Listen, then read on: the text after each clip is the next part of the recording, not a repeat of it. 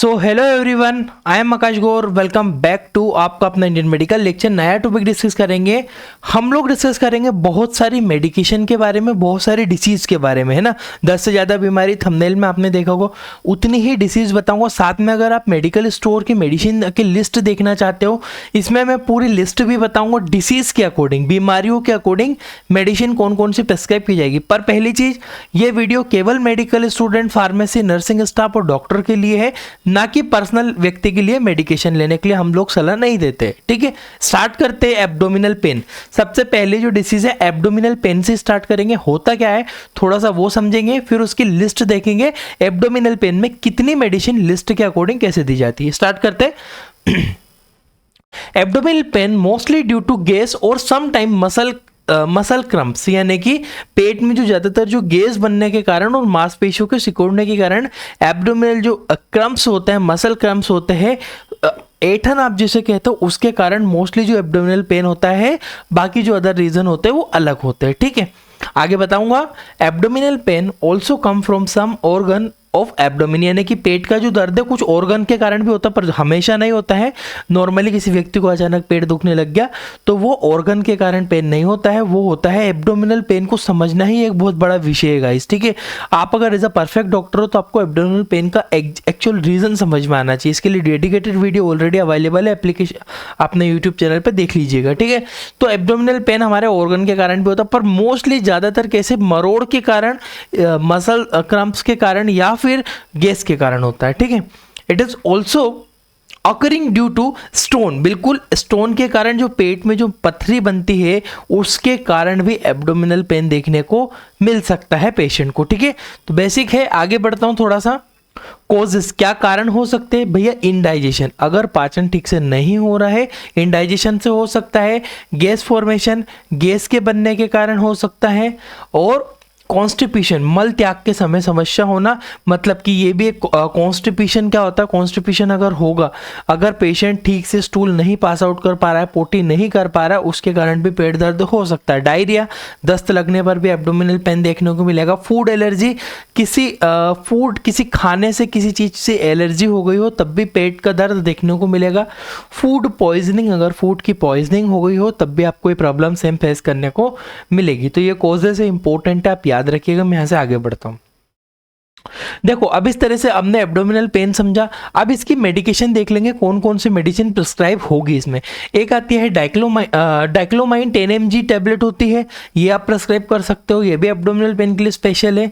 साथ में dicyclomine plus paracetamol का कॉम्बिनेशन आता है। पेशेंट को हल्का पेट में दर्द, हल्का फीवर है तो आप देखो, paracetamol is a pain killer as well as antipyretic, यानी कि जो पैरासीटामोल है दर्द निवारक तो है और पर बुखार में भी आराम करती है। तो डाइक्लोमाइन पैरासीटामोल का कॉम्बिनेशन भी आता है। और अगर इससे ज़्यादा पेन हो रहा हो तो हेवी मेडिसिन आती है, फिर ड्रोटावेरिन करके आती है, 40 mg की टैबलेट होती है। यहाँ पे आप डायग्राम भी देख पा रहे होंगे, ये हमारे डाइक्लोमाइन का कंपोजिशन है। साथ में ड्रोटावेरिन हाइड्रोक्लोराइड टैबलेट है, IP 40 mg की टैबलेट है ड्रोटावेरिन, जो मैंने आपको बताई। ड्रोटावेरिन प्लस पैरासीटामोल का कॉम्बिनेशन भी है। प्लेन ड्रोटावेरिन है, परंतु ड्रोटावेरिन प्लस पैरासीटामोल का कॉम्बिनेशन भी अवेलेबल होता है, वो आप प्रिस्क्राइब कर सकते हो। हायोसिन टैबलेट, हायोसिन की टैबलेट, ये भी ब्यूटिल ब्रोमाइड टैबलेट 10 mg की टैबलेट आती है। ठीक है, बिकोगेस्ट, या कई नाम से आपको मार्केट में मिल जाएंगे, पर ये की लिस्ट है मेडिसिन की जो एब्डोमिनल पेन में पेशेंट को प्रिस्क्राइब कीजिए। बच्चों की बात करूं तो बच्चों में मेफ्टाल करके आती है, मेफ्टाल स्पास करके शीरप आती है। ठीक है, 5 ml आप उसको सुबह, 5 ml शाम को, 2 साल के ज़्यादा के बच्चे का डोज बता रहा हूँ मैं। तो वो भी आप प्रिस्क्राइब कर सकते हो, वो भी एब्डोमिनल पेन में काफ़ी अच्छा वर्क करती है। स्पास करके आती है, या फिर उसके बहुत सारे नाम आपको मार्केट में मिल जाएंगे। ठीक है, देखिए लिस्ट है, इंपॉर्टेंट है। आगे बढ़ता हूँ। गैस्ट्राइटिस, अब बात करते हैं गैस्ट्राइटिस के बारे में, फिर इसकी लिस्ट हम लोग मेडिसिन की देखेंगे। Gastritis mean inflammation in software. 1 minute guys, ये थोड़ा सा गलती हुआ है, इसको काटिएगा आप, मैं यहाँ से करता हूँ। ठीक है, मैं आपको बता देता हूँ। Gastritis mean inflammation in abdomen की बात कर रहा है, म्यूकोसॉफ्ट सॉफ्टवेयर नहीं, सॉफ्ट म्यूकोजल लेयर, ये थोड़ी सी टाइपिंग में मिस्टेक हुई, आप इसको करेक्ट कीजिएगा। Soft mucosal layer of stomach, stomach के सॉफ्ट म्यूकोजल लेयर में अगर इन्फ्लामेशन हो गई हो तब आपको देखने को मिलेगी गैस्ट्राइटिस कहेंगे। गैस्ट्राइटिस का अर्थ होता है जब आमाशय में पाई जाने वाली म्यूकोस परत में कोई इन्फ्लामेशन हो जाती है। Mucus is a protecting layer of our organ, protect our stomach from the acid, यानी कि स्टमक के अंदर एक लेयर होती है, यहाँ पे सॉफ्ट परत होती है जिसे म्यूकस परत कहते हैं, और ये म्यूकस परत स्टमक की रक्षा करती है किससे? एसिड से, क्योंकि पेट में होता है HCl से प्रोटेक्शन करके रखती है इंटरनल वॉल का। अगर ये डैमेज होगी तो पेट में छाले होने को मिलेंगे, आपको पेप्टिक अल्सर देखने को मिलेंगे, ठीक है। When the mucus damage then start the pain burning in abdomen, क्या होता है? पेट में दर्द चालू हो जाता है। तो आपको ये भी समझना है कि पेशेंट को पेट में दर्द कहीं इनडाइजेशन की वजह से तो नहीं हो रहा है या फिर गैस्ट्राइटिस की वजह। गैस्ट्राइटिस मतलब पेट में अगर कोई इन्फ्लामेशन हो गई, और पेट में इन्फ्लामेशन कब होगी? जब पेट की जो परत है, म्यूकोजल लेयर है, वो डैमेज हो जाएगी तो पेट में छाले बनेंगे और वहां पे पेशेंट को पेन होने लग जाता है, ठीक है। तो याद रखिएगा गैस्ट्राइटिस इंपॉर्टेंट है। आगे बढ़ता हूं मेडिसिन की लिस्ट के ऊपर, कौन सी मेडिसिन। अब देखो गैस्ट्राइटिस हुआ है तो इसमें क्या हो रहा है? इंटरनल वॉल जो है वो डैमेज हो रही है, उससे जलन हो रही है, जल रहा है, मतलब एसिड का लेवल बढ़ रहा है। तो हमें एसिड का लेवल मेंटेन करना पड़ेगा। जैसे एसिड कम होगा वो लेयर जलना बंद होगी, फिर से वो टिश्यू रीहील होंगे, फिर से हील होने लगेंगे और वो लेयर बन जाएगी, फिर एसिड बढ़ जाएगा बॉडी में, ठीक है। तो हमको एसिड कम करने के लिए मेडिसिन देनी पड़ेगी। रेनाटिडिन 150 mg रेनाटिडिन के नाम से मिल जाती है। पेंटाप्रोजोल 10 mg की टैबलेट आती है। रेनाटिडिन प्लस ओंडासेट्रोन का मिक्स कॉम्पोजिशन भी आता है। डोमपेरिडोम टैबलेट आती है। पेंटाप्रोजोल प्लस डोमपेरिडोम का मिक्स कॉम्पोजिशन आता है। आप देखो ऐसी लोग के नाम से आपको मिल जाती है। रेनाटिडिन के काफ़ी अच्छी टैबलेट है, बढ़िया काम करती है भी, ठीक है। पेंटाप्रोजोल, यहाँ पे आपको पेंटाप्रोजोल प्लस डोमपेरिडोम का मिक्स कॉम्पोजिशन मिल जाता है। ओडिपेन के नाम से DSR, ठीक है। ओंडासेट्रोन एंड रेनाटिडिन का मिक्स कंपोजिशन भी, ओंडासेट्रोन का दोनों का मिक्स कंपोजिशन भी आपको देखने को मिल जाता है। तो गाइस ये जो है ये मेडिसिन प्रिस्क्राइब की जाती है for the reducing of acid, ठीक है। एसिड को रिड्यूस करती है आपके स्टमक के अंदर, जिससे आपकी जो सॉफ्ट टिश्यू की लेयर है वो फिर से हील हो सके, म्यूकोजल परत हील हो सके और फिर वो आगे बढ़ सके, ठीक है, उससे प्रॉब्लम। तो ये लिस्ट याद रखिएगा जो पेट में एसिड बनने पर दी जाती है पेशेंट को। आगे बढ़ता हूँ मैं एलर्जी के ऊपर। एलर्जी कंडीशन में क्या होता है? Allergy is a reaction in which our body fight against allergen, यानी कि एलर्जी क्या होती है? एलर्जी में कौन सी लिस्ट होगी दवाइयों की बताऊंगा मैं आपको आगे। एलर्जी शरीर की एक ऐसी रिएक्शन होती है जिसमें शरीर की प्रतिरोधक तंत्र एलर्जन से लड़ाई करता। मतलब एलर्जी क्या है? एलर्जी कुछ नहीं, एलर्जी एक ऐसी कंडीशन, ऐसी प्रॉब्लम है जिसमें हमारी बॉडी फाइट करती है, लड़ती है एलर्जन जो कि बाहर से आता है। एलर्जन क्या है? जैसे बैक्टीरिया है, जैसे वायरस है, वैसे एलर्जन। अब किसी के लिए एलर्जन नींबू हो सकता है, किसी को नींबू खाने से एलर्जी हो गई तो नींबू क्या है? नींबू इज अ एलर्जन की तरह उसकी बॉडी में वर्क कर रहा है। Allergen is a foreign particle that produce allergy in a body. Foreign particle बाहर से आता है जो कि हमारे शरीर में आके हमें एलर्जी, जैसे डस्ट, धूल एक एलर्जन है किसी व्यक्ति के लिए, धूल से ना किसी को धुएं से प्रॉब्लम है, कोई धुआं आता है वो एलर्जन की तरह काम होता है, बॉडी में रिएक्शन हो जाती है उसको, तो वो एक एलर्जन है। पर किसी को पनीर से एलर्जी है तो पनीर एलर्जन है उसके लिए। इस तरह से एलर्जन होता है। Allergy is a symptoms. Allergy क्या है? एलर्जी कोई बीमारी नहीं, एलर्जी एक सिम्टम है, लक्षण है जो कि देखने को मिलता है। That seen when immune system fight again allergen, यानी कि एलर्जी एक लक्षण होती है जो कि जब उत्पन्न होती है जब हमारा शरीर प्रतिरोधक तंत्र एलर्जन से लड़ाई कर रहा होता है। कई प्रकार की एलर्जी हो, जैसे कि रेशेस हो जाना, ठीक है, लैक्रिमेशन हो जाना, आंखों में से पानी निकलना, रनी नोज, नाक का बहना, स्नीजिंग, छींक आना, रेड आइज, आंखों का लाल हो जाना, इसके अलावा बॉडी में ईचिंग चलना, इस तरह की आपको एलर्जीज देखने को मिलेगी। इनमें क्या होता है? सिम्टम देखिएगा, ट्रबल ब्रीथिंग, सांस लेने में समस्या होना, एलर्जी का सिम्टम्स देखने को मिलेगा। ईचिंग, खुजली चलना, रेड आइज मैंने आपको बता दिया, हेडेक, सर दर्द होना किसी का, ठीक है, हैविस और रैशेस हो जाना, ठीक है, रनी नोज, नाक का बहना, स्नीजिंग, छींक आना, ये सारी प्रॉब्लम्स आपको देखने को मिलेगी। इसमें जो रहता है मेडिकेशन की जो लिस्ट अगर मैं आपको बताऊं वो होगी लेवोसिट्राजिन 5 mg की जो टैबलेट होती है वो प्रिस्क्राइब की जाती है। इसके अलावा और एलर्जिक मेडिसिन है, सेट्राजिन की 10 mg की टैबलेट आती है, एडल्ट्स की डोजेस के बारे में गाइस, बच्चों की आती है सिरप फॉर्म में, सब मिलती है, ठीक है।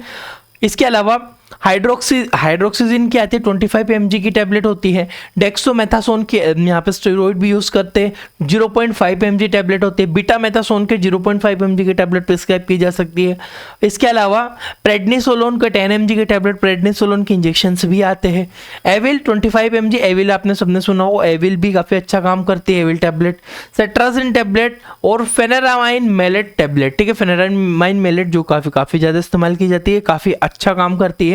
ये सारी एक लिस्ट है जो कि मेडिकल स्टोर पे भी होना चाहिए और आपके माइंड में होना चाहिए, एलर्जी में कौन कौन सी मेडिसिन प्रिस्क्राइब की जाती है। अब ये कोई सी मेडिसिन किसी स्पेसिफिक एलर्जी में स्पेशल काम करती है, उसके ऊपर डेडिकेटेड वीडियो हम बाद में देखेंगे, पर आप इतना याद रखिएगा ये सारी एलर्जिक मेडिसिन होती है। आगे बढ़ता हूं मैं कॉन्स्टिपेशन के ऊपर।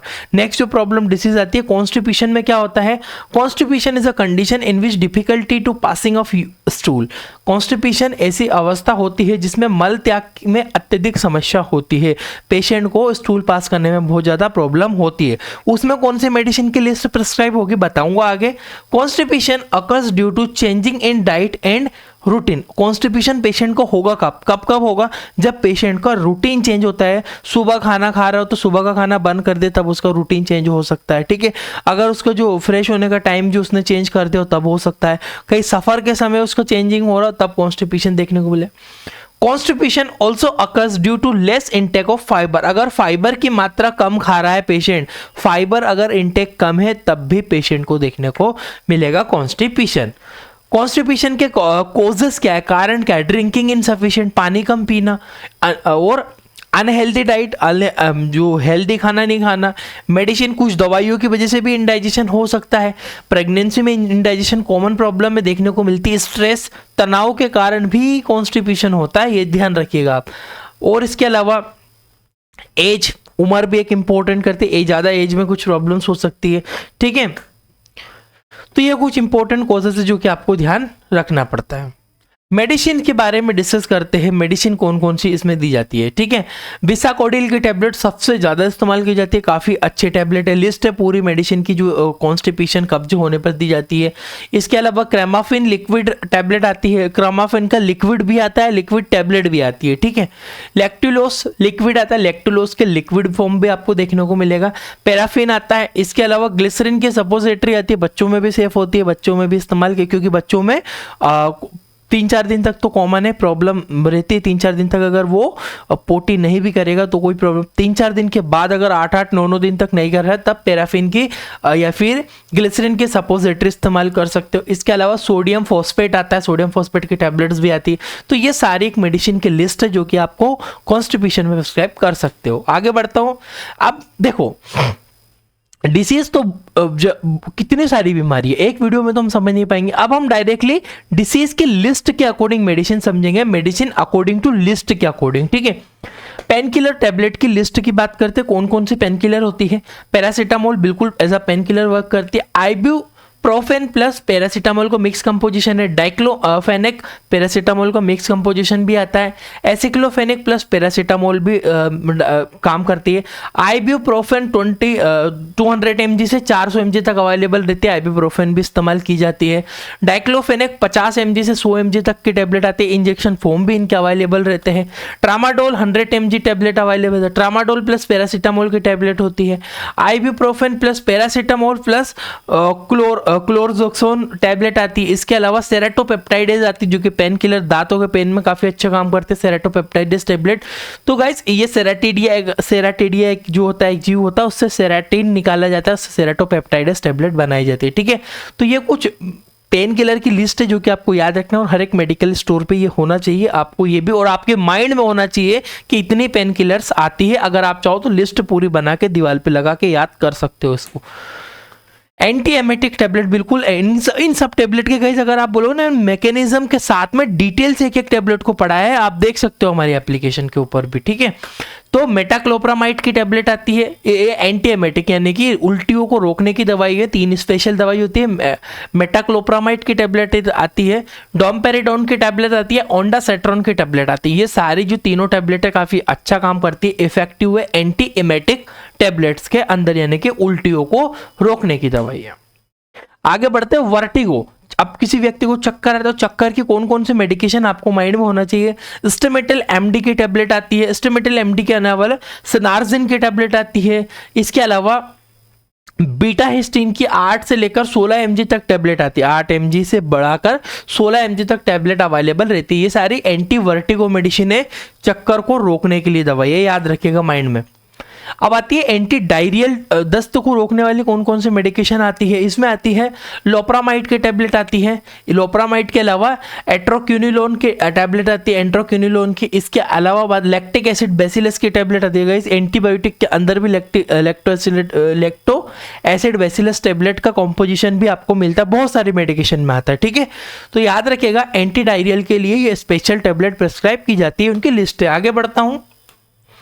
मल्टीविटामिन्स में बहुत सारे मल्टीविटामिन, बी कॉम्प्लेक्स बीकासुल के नाम आती है, जिंकोविट के नाम से भी मिलती है, न्यूरोबियन फोर्ट मिलती है, फोलिक एसिड टेबलेट मिलती है, कैल्शियम विटामिन D3 की मिलती है। इसके अलावा विटामिन ई के कैप्सूल्स अवेलेबल थे, डाइजेस्टिव एंजाइम की सिरप होती है, साइप्रोहेप्टाडिन की सिरप होती है, साइप्रोहेप्टाडिन की टैबलेट्स होती है। ये सारी जो होती है मल्टीविटामिन टैबलेट होती है, इनकी लिस्ट याद रखना है, हर एक मेडिकल स्टोर पर होना चाहिए। अब बात करते हूँ creams and ointment, creams and ointment यानी ये क्रीम और कुछ ऑइंटमेंट जो इंपॉर्टेंट है जो आपको रखना है। पोविडिन आयोडीन ऑइंटमेंट होना चाहिए, पोविडिन आयोडीन का गार्गिल होना चाहिए, मतलब माउथ में कोई अगर लग गई हो तो गार्गिल करने के लिए पोविडिन आयोडीन का गार्गिल आता है। पोविडिन आयोडीन लिक्विड होता है, सिल्वर सल्फेट क्रीम होती है, टोब्रामाइसिन की क्रीम होती है, टोब्रामाइसिन का डाइक्लोफेनिक का स्प्रे आता है, वो भी इंपॉर्टेंट है ऑइंटमेंट में। और क्लोट्राइमेजोल क्रीम होती है, क्लोट्राइमेजोल के अलावा क्लोट्राइमेजोल का पाउडर भी आता है, कीटोकोनाजोल की क्रीम आती है और ल्यूलिकोनाजोल की क्रीम आती है, काफ़ी अच्छी काम करती है ये भी, ठीक है। इन सबके डिटेल वीडियो अगर देखना चाहते हो तो आप हमारे यूट्यूब चैनल पर या फिर हमारी एप्लीकेशन है इंडियन मेडिकल लेक्चर, वहाँ देख सकते हो। आई ड्रॉप्स आती है, आई ड्रॉप्स में बहुत सारी इंपॉर्टेंट है जो आपकी लिस्ट आपको माइंड में होना चाहिए, ठीक है। सिप्रोफ्लोक्सासिन की आई ड्रॉप आती है, ठीक है। इसके अलावा बात करो क्लोरमोफेनिकोल की आई ड्रॉप आती है। इसके अलावा सिप्रोफ्लोक्सासिन की आई ड्रॉप आती है, डेक्सोमेथासोन का मिक्स कंपोजिशन होता है, उसमें स्टेरॉइड यूज होता है, ठीक है। टोब्रामाइसिन डेक्सोमेथासोन की आई ड्रॉप आती है, फ्लोरोबिप्रोफेन की आई ड्रॉप आती है और मॉक्सीफ्लोक्सासिन की आती है। मॉक्सीफ्लोक्सासिन प्लस डेक्सोमेथासोन की मिक्स कंपोजिशन मिलता है, टोब्रामाइसिन की आई ड्रॉप आती है। ये सारी आई ड्रॉप एक मेडिकल स्टोर पे होना चाहिए और आपके माइंड में भी ये मेडिसिन होना चाहिए।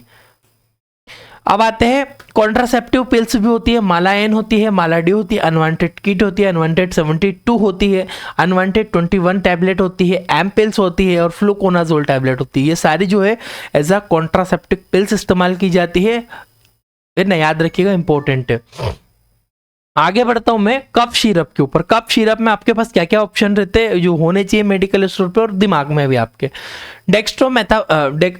आप आते हैं डेक्स्ट्रोमेथोर्फेन आता है, सिरप आती है डेक्सोमेथोर्फेन की, डेक्सोमेथोर्फेन क्लोफेनेरामाइन की सिरप आती है। इसके अलावा बात करो अमोनियम क्लोराइड की आती है, सोडियम साइट्रेट सिरप होती है, मेंथोल की सिरप अवेलेबल होती है, टॉर्बिटुलिन की सिरप होती है और क्लोरफेनेरामाइन सिरप होती है। ये सारी जो सिरप्स होती है जो कि कफ सिरप में काफ़ी अच्छा काम करती है। ऐसा कफ एलर्जिक कंडीशन होती है, एक सिम्टम्स होता है, याद रखिएगा। एंटीबायोटिक में क्या क्या इंपॉर्टेंट जो ज़्यादातर यूज होती है, एजिथ्रोमाइसिन की टेबलेट होती है, ऑफ्लोक्सासिन ऑर्निडाजोल का मिक्स कंपोजिशन आता है, O2 के नाम से भी मिलती है, एमोक्सिसिलिन प्लस पोटेशियम क्लोरेट काफ़ी अच्छा काम करती है, बहुत ज़्यादा यूज होती है। इसके अलावा सिफेक्जिम 100 mg से 200 mg की टेबलेट होती है, डॉक्सीसाइक्लिन की टेबलेट होती है, नॉरफ्लोक्सासिन की 400 mg की टेबलेट होती है। ये जो टैबलेट्स है ये आपको याद रखना है, एंटीबायोटिक एज इस्तेमाल की जाएगी। आई होप क्या गाइस आपको इतना समझ में आया होगा लिस्ट। अगर आपको डिटेल से पढ़ना है तो 2 मिनट मेरी बात सुन लीजिए। हमारी एप्लीकेशन है Indian medical lecture, description comment box में लिंक मिलेगी, प्ले स्टोर से डायरेक्ट डाउनलोड कर सकते हो, गूगल से सर्टिफाइड एप्लीकेशन है। वहाँ पे हम लोग एक कोर्स सेल करते हैं जिसमें मेडिकल बुक किताब, यानी कि हम मेडिकल की एक बुक देते हैं, पीडीएफ के फॉर्म में एप्लीकेशन पे मिलती है। साथ में हमारे बहुत सारे वीडियो लेक्चर, जिस तरह से आपने पीडीएफ देखी, ये बहुत सारे वीडियो लेक्चर के पीडीएफ, पूरा डिसीज ट्रीटमेंट सब कुछ A to Z पूरा मेडिकल से आपको मिलेगा। 300 से ज़्यादा बीमारियां होती है, कुछ सब्जेक्ट्स होते हैं, ये भी आपको इसमें मिलते हैं। एक्सपीरियंस सर्टिफिकेट भी मिलता है फॉर द बेसिक नॉलेज के लिए आपको, ठीक है। यहाँ पे तो डिस्क्रिप्शन कमेंट बॉक्स में लिंक है, आप ये कोर्स परचेस कर सकते हो। टर्निंग पॉइंट आपके लिए बन सकता है। बहुत ही अच्छे से हिंदी लैंग्वेज में यहाँ पे समझाया जाता है, एक्सप्लेन किया जाता है। तो अभी आप कोर्स परचेस कर सकते हो। Thank you for watching guys, आपका अपना इंडियन मेडिकल लेक्चर।